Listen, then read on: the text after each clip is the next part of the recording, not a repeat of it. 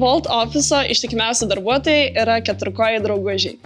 Tai šiaip koks yra geriausias būdas paskatinti ir pačius darbuotojus dažniau lankytis ir dirbti iš ofiso, tai yra stebėti mūsų šunų kalendorių.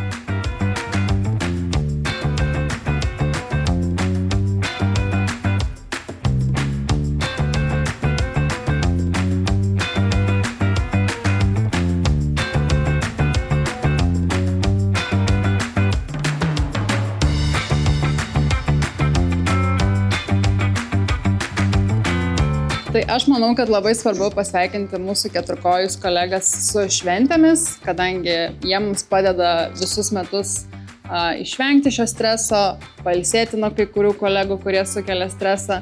Todėl yra labai svarbu jiems taip pat atsidėkoti.